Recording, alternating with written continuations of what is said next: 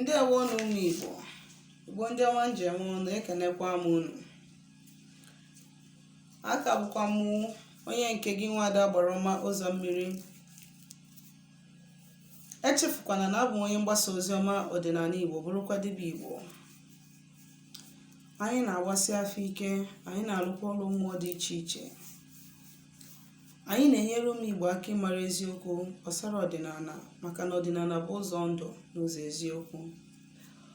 Ọ usoro ndị ichie anyị na ndị mbụ na ndị egede ji wee kpee elu Chukwu site na ịkwụ aka ọtọ, wee chaa isi awọ, wee mụọ ọzụzụ nwoke na ọzụzụ nwanyị.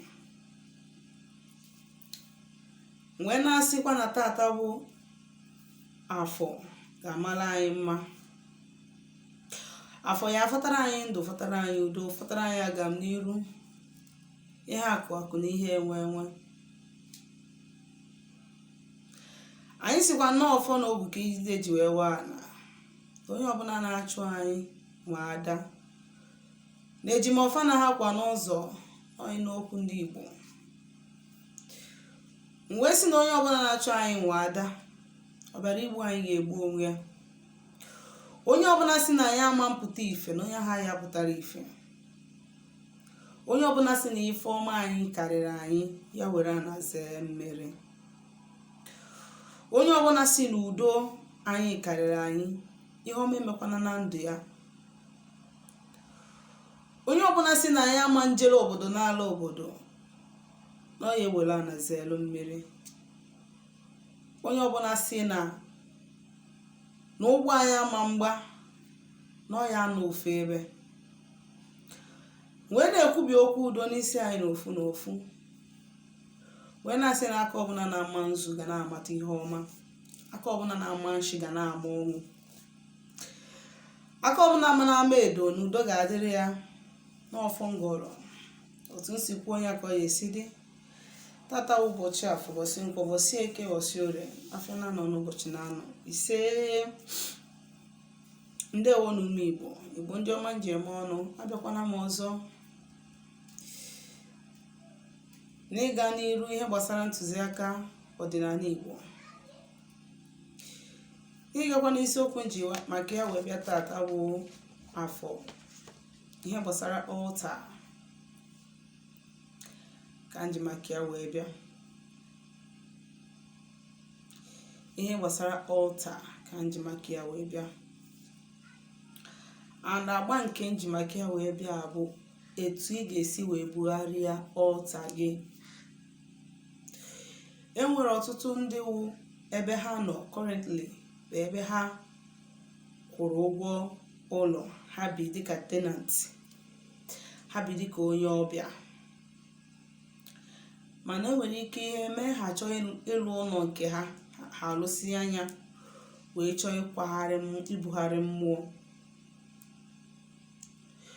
Ma ọ bụkwazi na ebe ibi adịrọzi gị mma n'ahụ, na ịchọ gị ibugharị mmụọ gị, bugharịa ngwongwo gị to maybe na ị nwetara better apartment, ịchọzie ka ibugharị altar gị to your new apartment. Ọtụtụ mgbe ọ na-adị ndị ụfọdụ ka ga-asị na ọ bụrụ ihe a ga-emenwu. Ọtụtụ mgbe ọ na-atụkwazị ndị ụfọdụ ụjọ kedu ka ọ ga-esi wee bupụ mmụọ. Ọtụtụ mgbe ụfọdụ na-efeli kedu ka a ga-esi wee buru ihe mmụọ a esobe ha. Ọ maka ya ka m ji bịa tata, anyị nwa ineba anya ihe gbasara ibugharị ọlta. A na-ebugharị ọlta ebugharị, a na-eshiftinwu mmụọ. Mmụọ nwere ike isi ebe a pụọ ebe a, mana ihe a niile dipendịrị ihe ịgwara mmụọ mbọsị ịkpọtụrụ ya ebe idosere ya ọnọdụ. Ọ bụrụ na ị na-akpọtụ mmụọ, ibi na tenant house, iwe na-akpọtụ mmụọ ma ọ na-edozi ọlta ebe anwa, ị ga-eme ka mmụọ ahụ mara, because spirit works with agreement. Ọ na-adị hard mmụọ ibreki agreement ya na mmadụ, mana mmadụ na-ebreki agreement ya na mmụọ steady. So n'ihe ga-eme bụ we na-akpọtụ mmụọ, ị na-akọwatalụ mmụọ ahụ n'ọbịa ka unu bịara, na unu ga-anakwa, na unu ga-apụkwa. Ebe anyị na-akpọtụ mmụọ na ihe agwa ya kọndishọn iji wee nọrọ na datụ ngwuru, na ebe unu nọ n'unu bụ ndị ọbịa ka unu bụ, ma ọkwazi na ebe unu nọ n'unu ama nnọsapụ arụ ebe a, mana ka unu manejiwegodo ebe a ganye mgbe ha wetara ego unu ga-eji wee nweta ebe ka mma ma unu arụ ụlọ.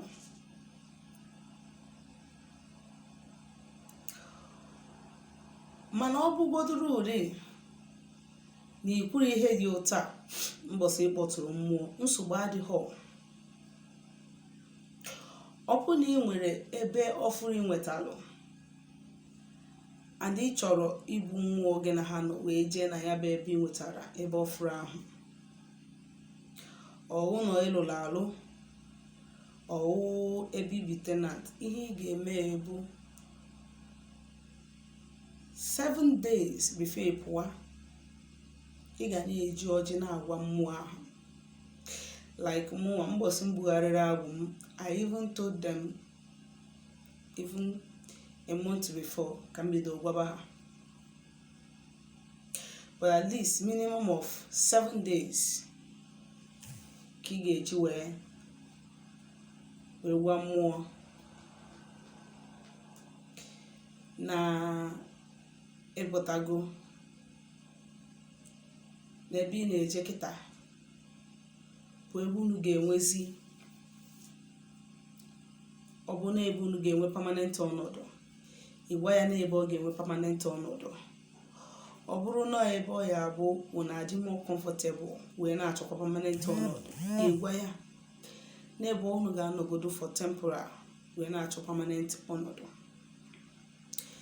Ịgwa dị mmụọ, ị na-agwa ha n'ofu ofu, na-awalụ ha ọjị, na-atụrụ ha nzu na edo, wee na-agwa ha na ụbọchị dị otu a, na ụbọchị eke ma na ụbọchị afọ ya abịa unu ga-apụkwazi.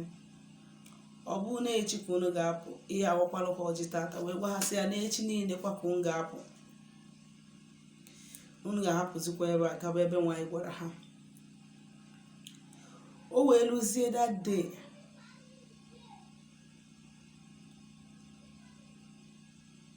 ọ bụzikwa na ị nwere ọjị ya awalụ ha, ị nwere ike ịwakwazi elu ha ọjị wee gwa ha na ije ebidogowa. Ọ bụzikwa na ị nwerekwa ọjị ga-awalụ ha dade, o nwere ihe o mere. Ihe ịma bụ na ihe agba afa wee mee ka ịshọ ihe ị ga-enye ha ma ịkpọtuo ha ebe ahụ ịchọ ka a soro gị jee. Because na enwere mmụọ ndị ọ ga-abụ ọ bụ na o nwere ife inyelu ha wee kpọtuo ha ebe ahụ, agbaghị nkịtị, iburu ihe ị na-afụ anya ha nọkwara ebe ahụ isi ebupụ ha. Ọnya bụ ihe ahụ ndị mmadụ na-asị na onye akwapụrụ n'ụlọ wee hapụ mmụọ ebe ahụ, na ọ hapụrụ mmụọ ebe ọ kwapụrụ, maọbụ ebe o biri na ọ hapụrụ mmụọ ebe ahụ, na o nwere spirit ọ hapụ. You understand? Maybe na ọ na-emebiri ndị mmadụ ihe. So what you need to do is ịgba afa, ị mara ụdịka ihe ị ga-enye mmụọ ahụ ma ọ bụrụ na unu nata that your new place. Ngwa ngwa anyị na-ebutu ha na that new place, dosalụ ha ọnọdụ before you do any other thing. Nke a bụrụ oke hapụgodo nka nje klọb cha, nke a bụrụ oke hapụgodo nka nje saisi. No, before you do any other thing na that place ahụ ibubatara ha, iwere ya ahụ ha si gị nye ha n'afa wee godolu ha ncha, igodosielu ha ncha, igbuolu ha ncha that thing, wee mee gịnị, wee kpọtụkwa ha ebe ahụ. Then ị traịkwa were azụ mangara akụrụ akụ wee gbakwata ha oriko ebe ahụ ịkpọbatara ha ọfụrụ. Ị ga-awalụ ha ọjị, tụọlụ ha nzu, ndị na-atụ nzu tụọlụ ha nzu, ndị na-atụ edo tụọlụ ha edo, iwuọlụ ha mmanya, iwee bupụrụ ha ihe ọbara, wee wekwazila azụ wee gbakwazie ha oriko that place, chenikwazie ha round that na gịnị na ha ncha ga na work for the promotion of your temple. You understand? Imesie anya,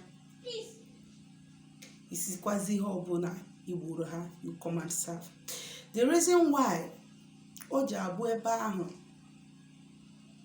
idoro ha dazi ebe anyị chọzi ka a nọrọ ka ị ga-eburu ha ihe egbu maka na ebe a ka a ga-anọkwazie ebe ahụ ka ọ ga-abịa iwere datin nke ọbụla ịkpọrọ ọbata ebe pozishọn ya, nke ọbụla ịkpọrọ ọba, nke ọbụla ịkpọrọ afịa ọba, nke ọbụla ịkpọrọ afịa ọba ịghọta. Mana ọ bụrụ na isi ka igbuo ya that former place bifo ịpụtawa ebe ahụ, ị mara na imesịa nke ahụ i mere ha nke dị ebe ahụ ịghọtago. So otu a ka esi akpọtụ mmụọ. You don't just go ma bụrụ mmụọ n'ike buru ya bịa ebe a dosa ebe ọbụla ị chọrọ at your own will. No,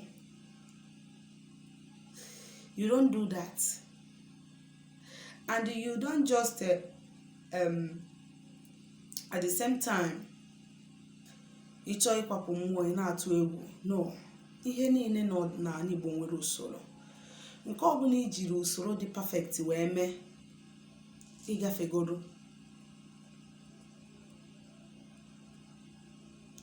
Onye ka m ji asị na enwere shortcut n'ọdịnala Igbo. There is nothing like shortcut in ọdịnala.